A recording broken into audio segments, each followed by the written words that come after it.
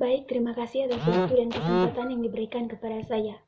Dalam video kali ini, saya akan mereview kembali buku dari mata kuliah pengantar ilmu politik dengan judul buku Politik Disintegrasi. Yang pertama, politik disintegrasi sebuah pengantar. Kebijakan publik selalu memperhatikan integrasi migran tertentu dan non-migran lainnya, serta dengan masyarakat secara keseluruhan. Arti dari integrasi telah jelas berubah dari waktu ke waktu, dan dengan itu sifat yang tepat dari kebijakan yang dirancang untuk memberlakukannya, baik di tingkat individu maupun masyarakat. Meskipun ini pergeseran dasar konseptual, sesuatu yang disebut integrasi telah resmi. Tujuan kebijakan selama 50 tahun terakhir atau lebih, setidaknya di negara demokrasi liberal. Ketegangan yang diciptakan oleh perubahan ini semakin dihambat oleh penarikan progresif pemerintah dari dukungan praktis untuk integrasi selama dekade terakhir ini dan peningkatan yang sesuai dengan peran kekuatan pasar dan sektor sukarela. Integrasi bukanlah tujuan kebijakan universal dalam Uni Eropa atau negara-negara anggotanya, khususnya bagi para migran dengan ketidakpastian atau status sementara, termasuk yang berada dalam sistem suaka. Di sisi lain, integrasi upaya tersebut secara eksplisit diskriminalisasi, seperti dalam kasus pada migran yang kehadirannya di negara ini dianggap ilegal. Kebijakan mulai muncul yang tidak hanya mengecualikan kelompok dari dampak kebijakan integrasi yang berpotensi menguntungkan, tetapi yang memiliki tujuan khusus untuk merusak integrasi mereka atau aspek tertentu. Yang kedua, menempatkan disintegrasi dalam literatur yang ada. Dalam hal ini, disintegrasi memiliki banyak kesamaan dengan analisis mapan dari inklusi atau pengecualian diferensial partikul, terutama dalam perhatiannya dengan kekhususan kerawanan. Analisis precarity cenderung fokus pada aspek sosial ekonominya yang berdiri pada tahun 2014, tetapi ada tumpang tindih yang jelas dengan status hukum yang rawan, dapat meluas ke setiap individu yang status hukumnya tidak sepenuhnya aman. Kelompok yang semakin besar mengingat perubahan baru-baru ini dalam undang-undang di banyak demokrasi liberal yang menghilangkan kewarganegaraannya. Dan yang ketiga, kontribusi utama dari volume, menganalisis berbagai aspek dari politik disintegrasi, tren jangka panjang yang menghasilkan mereka dan memungkinkan implikasi masa depan mereka.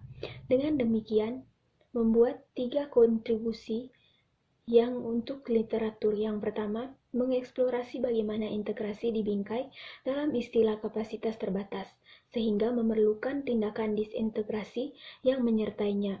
Yang kedua, menyoroti bagaimana individu terlibat dalam tindakan integrasi yang beradaptasi dengan kendala, langkah-langkah disintegrasi, hingga aktivisme migran dan solidaritas dengan orang lain yang diidentifikasi.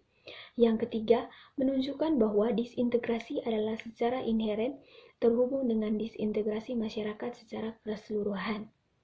Dan yang B, integrasi melalui disintegrasi, perbedaan antara layak dan pengungsi yang tidak layak di nasional dan kebijakan integrasi lokal di Jerman. Kebijakan integrasi disintegrasi dan kategori analisis kebijakan integrasi dapat dipahami sebagai upaya otoritas negara untuk membimbing dan mengontrol proses integrasi imigran. Bagian dari proses politik normatif di mana isu integrasi dirumuskan sebagai masalah-masalah tersebut diberi framing normatif dan langkah kebijakan yang konkret adalah dirancang dan diimplementasikan untuk mencapai hasil yang diinginkan. Sementara kurangnya integrasi imigran sering menjadi masalah yang diajukan seseorang dapat juga mempertimbangkan langkah-langkah disintegrasi sebagai bahan dari repertoar kebijakan negara untuk upaya pengendalian keimigrasian dan atau pasca imigrasi hubungan sosial. Rancangan Undang-Undang Integrasi Nasional Integrasi tahun 2016 menyangkut, terlepas dari kerangka umumnya, hanya spesifik kelompok pengungsi, dan faktanya sebagian besar peraturannya mengatur pelamar suaka dan pencari suaka yang ditolak dengan buldung atau sertifikat penanggulangan deportasi mereka. Menghadirkan perpecahan dengan ketentuan integrasi nasional sebelumnya, dari mana pengungsi tanpa izin tinggal yang aman kurang lebih secara eksplisit dikecualikan.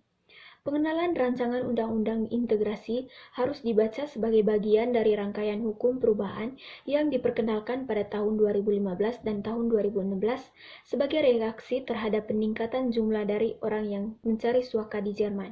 Sebagaimana dinyatakan dengan jelas oleh rancangan undang-undang jumlah pengungsi yang disebutkan dan kurangnya integrasi mereka. Dan yang C, integrasi sebagai yang pada dasarnya diperebutkan konsep mempertanyakan asumsi di balik integrasi Roma nasional, strategi Italia dan Spanyol. Integrasi Roma sebagai proses bertingkat, sedangkan dalam literatur dan kebijakan Eropa, konsep integrasi minoritas adalah biasanya dipahami untuk mengatasi suatu imigran dan khususnya dari ketiga warga negara. Istilah ini juga menjadi istilah yang semakin penting dalam arahan dan kebijakan CIES secara eksplisit menargetkan kelompok dan individu Roma. Meskipun sebagian besar dari mereka adalah warga negara Eropa dan hanya sedikit yang meninggalkan negara mereka. Minoritas Roma secara khusus dibahas dalam laporan pengejaran Italia dan Spanyol sesuai dengan pasal 25. Paragraf Konvensi Kerangka Kerja untuk Perlindungan Minoritas Nasional. Sebuah tindakan tidak memasukkan baru minoritas, padahal tidak dilarang. Alasan pembedaan antara migran dan minoritas nasional adalah adil langsung sejak sejarah minoritas asli menjadi numerika. Desain pendidikan dan seleksi kasus membandingkan Kanada dan Inggris dalam hal ini, kebijakan migrasi sementara mereka memungkinkan pemeriksaan insentif kasus dengan sumber daya terbatas. Kedua negara memperkarsai kebijakan imigrasi yang lebih terbuka pada tahun 1960-an di negara-negara yang sebelumnya dijajah Kanada karena alasan demografis dan ekonomi dan perubahan internasional dan konteks selama Perang Dingin. Di kedua negara prioritas dengan demikian diberikan kepada hak terampil atas pekerja migran yang berketerampilan rendah. Yang terpenting, kedua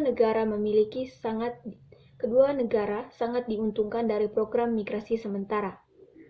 Di sisi lain, Kanada didefinisikan sebagai negara pemukiman dan Inggris sebagai negara pasca negara imigrasi kolonial.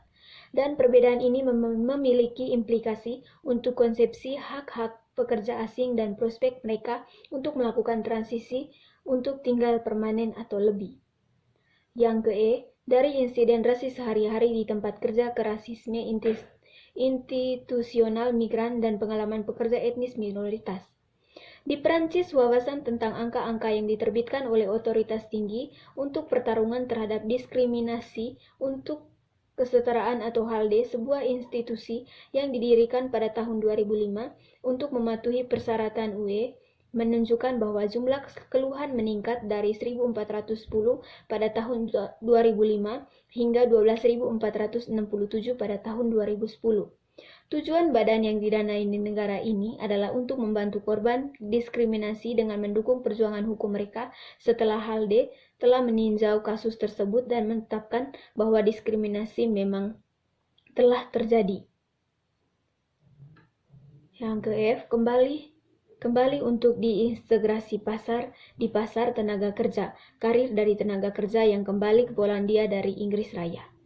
Migrasi dan imigrasi kembali ke kasus Polandia dan Inggris Raya, pembukaan perbatasan Uni Eropa pada tahun 2004 dan 2007, dan penarikan tenaga kerja secara bertahap. Pembatasan pasar untuk warga negara Uni Eropa mempengaruhi seluruh Eropa, seperti yang dirangkum oleh Drinkwater dan Graphic. Pembesaran UE menghasilkan yang terbesar perubahan demografis di Eropa sejak kehancuran dan perubahan yang dialami pada akhirnya dari Perang Dunia Kedua, dengan Inggris di pusat gerakan itu. Dan yang imigran Yahudi di Israel diintegrasi dalam integrasi.